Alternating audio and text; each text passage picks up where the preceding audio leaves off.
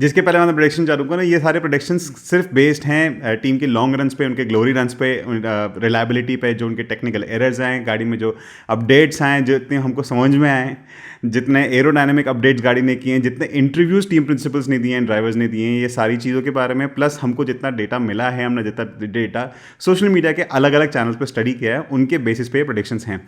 तो ऑब्वियसली इन सारे प्रोडिक्शंस को आप एक पिंच ऑफ सॉल्ट, एक मज़े के रूप में लीजिएगा, क्योंकि हमने फ्यूचर नहीं देखा है, इनफैक्ट किसी ने भी नहीं देखा है। प्रोडिक्शन रिवर्स ऑर्डर में करते हैं। सबसे पहले बात करते हैं 10th पोजीशन की, जिस पे है विलियम्स। अब विलियम्स के ना दोनों ड्राइवर्स के बारे में बात करते हैं। अलेक्जेंडर एल्बॉन ने पिछले साल 3 रेसों के अंदर 4 पॉइंट्स कमाए थे, और दूसरी तरफ लोगन सार्जेंट, जिन्होंने काफ़ी अच्छा लैप रनिंग करी थी इस टेस्टिंग के अंदर। He was brilliant, he was hard working, he was committed and he made no mistakes. That is a good sign first.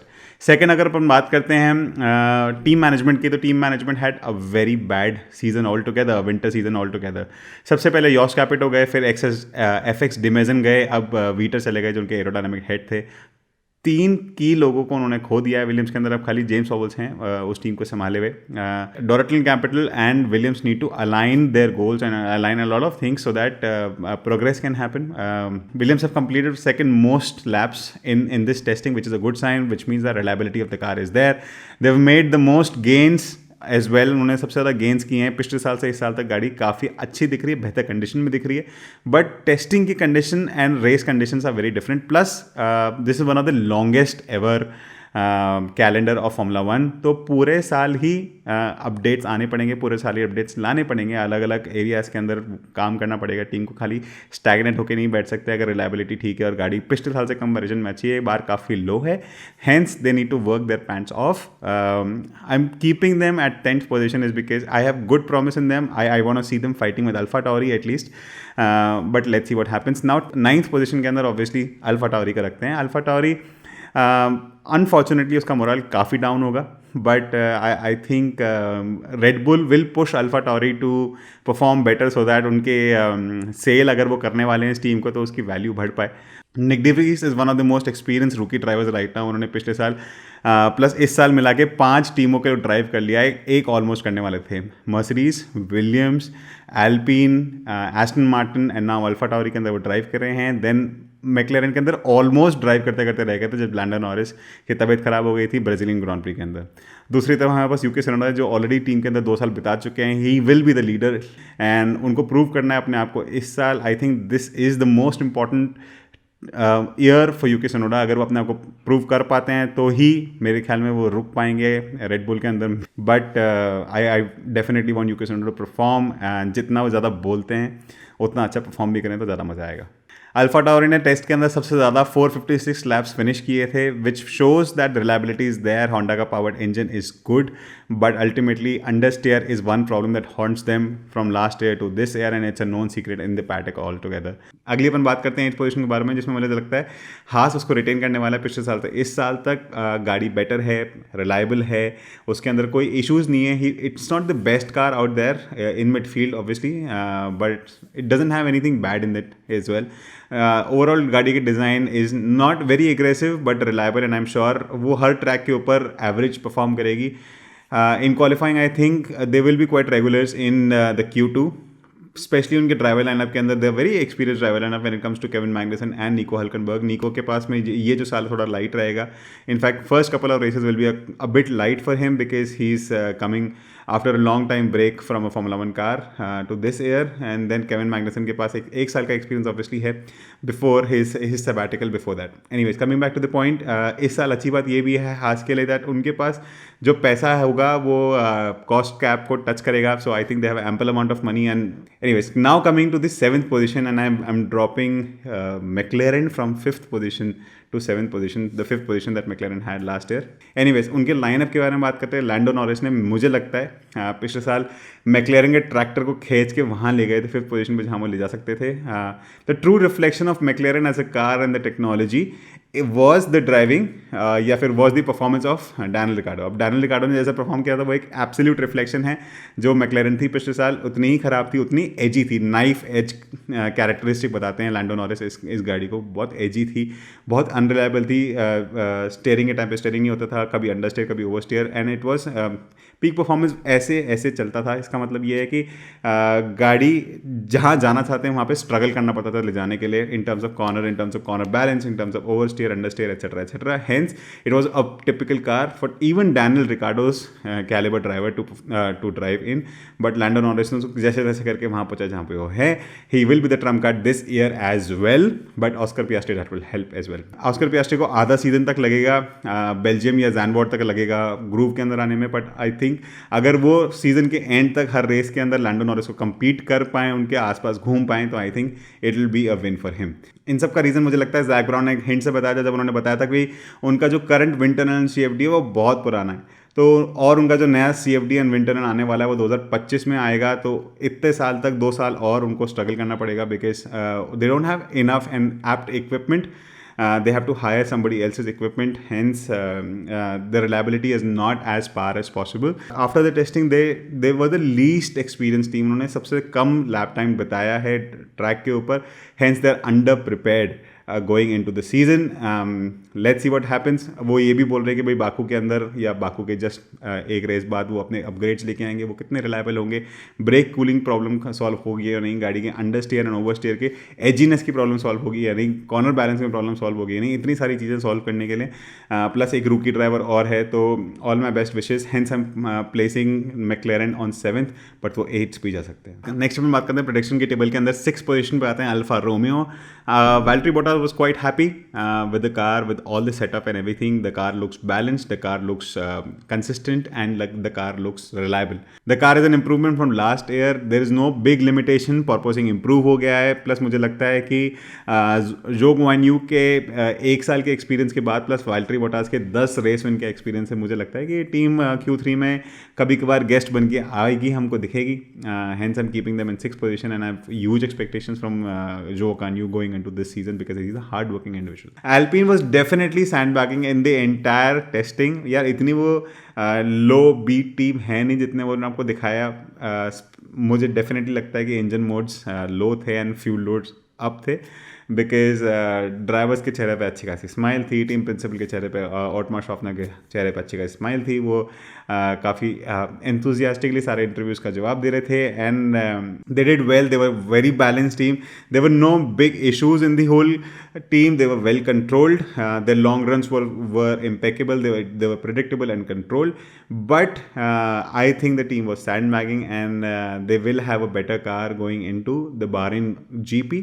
Anyways, coming back to Aston Martin. Aston Martin is one of the most capable car on the grid, with the flatter nose, with the Red Bull type side pods and undercut section, with Mercedes like end and shoulders, with Ferrari like deep dish side pods and then the extreme version of it where it goes down. So उन्होंने हर team का कुछ ना कुछ अच्छा लिया है.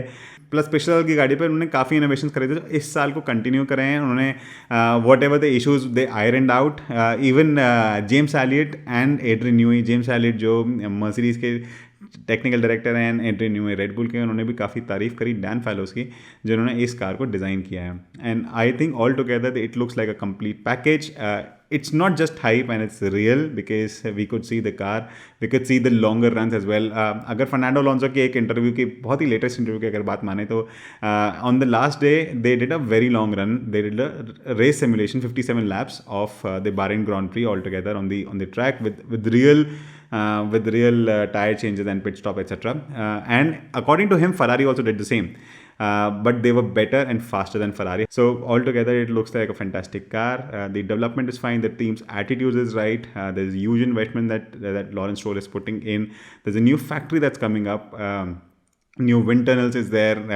The right attitude is there. The only thing why I've kept them at 4th position and not probably fighting with like a team like Mercedes or on a 3rd position or even Ferrari is I doubt the right commitment of Lawrence Stroll. Lawrence Stroll के बेटे Lance Stroll का जो commitment है वो मुझे इतना progressive, इतना cutting edge नहीं लगता. जैसे हम अगर अपन रेस विनिंग टीम्स या race winning championship winning teams की बात करें, Mercedes, Red Bull, even Ferrari के अंदर हमारे पास 6 ब्रिलियंट ड्राइवर्स हैं जो सब कुछ झोंकने को तैयार हैं. Even on the 4th team जैसे हम एस्टन मार्टिन की बात करते हैं, इन सब के पिताजी I think Fernando Alonso is one of the most hungry driver out there. However he was when he was 24 years of age finish. You could see the podium celebration that he had then, and I think he is absolutely right there right now as well. But the attitude of Lance Stroll is not where I think it should be, and with the capability of the team and the car itself, it should be higher, and he should be hungrier. The qualifying pace might not be there for the Aston Martin, but definitely the race pace is there. Overall the car looks balanced, longer runs are perfect. Third position पे अपन बात करते हैं Mercedes की. Mercedes had a hydraulic issue which is a major issue for any works team, because a lot of other people, a lot of other teams depend on them. It was a gearbox problem and I'm sure they would have solved it. दो porpoising और जो ride की problem थी वो उन्होंने solve कर दी, but altogether the team didn't look as happy and as consistent as we want Mercedes to see.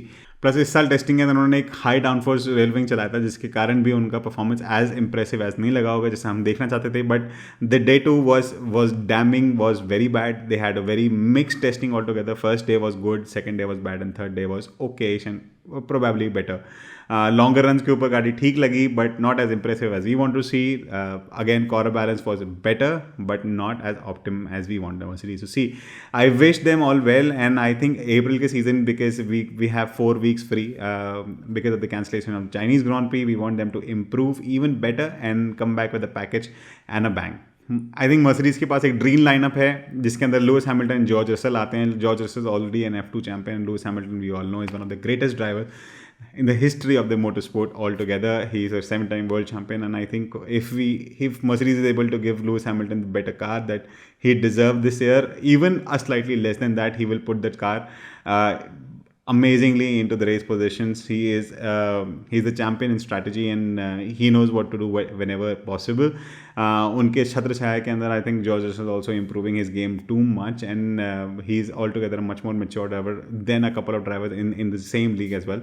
Then second position में मुझे लगता है फरारी आएगी इस साल. एक भयंकर लॉन्च के बाद मुझे लगता है SF23 के अंदर विजिबली शायद इतने चेंजेस आपको ना दिख रहे हों. एक हाँ out watch the front wing के अंदर उन्होंने विंगलेट्स लगाए थे. उसके अलावा there are multiple changes inside the car, specially about the turbo as well. उन्होंने अपने टर्बो को छोटा कराया with longer inlets so that they can reach the maximum speed quicker. इसका मतलब ये है कि कॉर्नर से निकलते हुए जब टीम के पास इतनी स्पीड नहीं होती है तब वो टीम को जनरली वेट करना पड़ता है so that they can achieve maximum speed as soon as possible. But with this technology, with this longer and a shorter turbo and a longer inlet of the air, they can reach to a maximum value of the speed much quicker than any other team. Though according to Pat Simmons, there are small amount of purposing inside the car, but we can see because of technologies and concepts like S-duct, then there are multiple outwashing aerodynamic features in the whole car itself that will help high energy air from the front of the car to go to the rear of the car where it should be, and it will leave through the diffuser, which is the best strategy to go.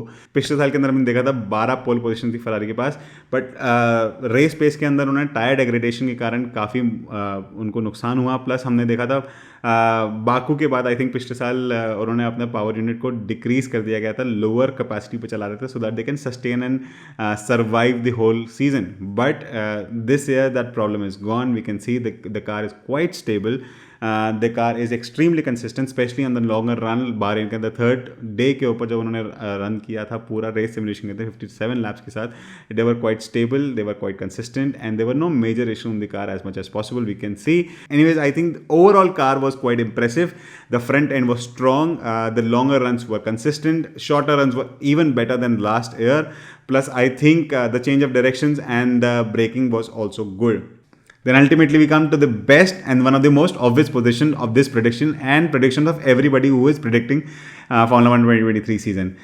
Red Bull will be the best team going into the season. They are the most upbeat team. उनका attitude पूरी team का vibe ऐसा था कि भाई chilled out है, ज़्यादा कुछ करना नहीं. They brought in one of the best cars and one of the best more extreme version of the car that they had last year. 17 रेसें जीतना 22 में से कोई मजाक नहीं है, and I am sure this year will be their year as well. Why do I say this? Is because the whole car looks absolutely stable. They were really very quick to reach the best version of the car itself. 2 दिन के बाद तीसरे दिन तो max Verstappen ने मना ही कर दिया कि मेरे को गाड़ी चलाने की ज़रूरत नहीं है. I think I'm done through the whole process, and the car looks fantastic, and I'm very happy with the car. So the car on a single lap and a long run pace as well, it looks brilliant, and altogether Adrian Newey built this car to an extreme version of what it was last year. And I don't think I'm trying to find a reason why they can't even win the championship, or why won't they perform as good as they were last year. And I'm sorry, I couldn't find any other reason. Hence I think they will be the team to beat this year. And let's see. Though everything is fine, Red Bull is there, but I want every other team to bring in and take the fight to Red Bull itself. This is the reverse grid order of what I think will be the World Championship order of 2023 season. You tell me in the comments. आप मुझे comment section में बताइए, क्या मेरी prediction से, क्या मेरे analysis से आप अग्री करते हैं या डिसएग्री. अगली बार मिलते हैं बारिंग ग्रैंड प्री के क्वालिफाइंग के अंदर. See you guys, until the next time, please take care of yourself.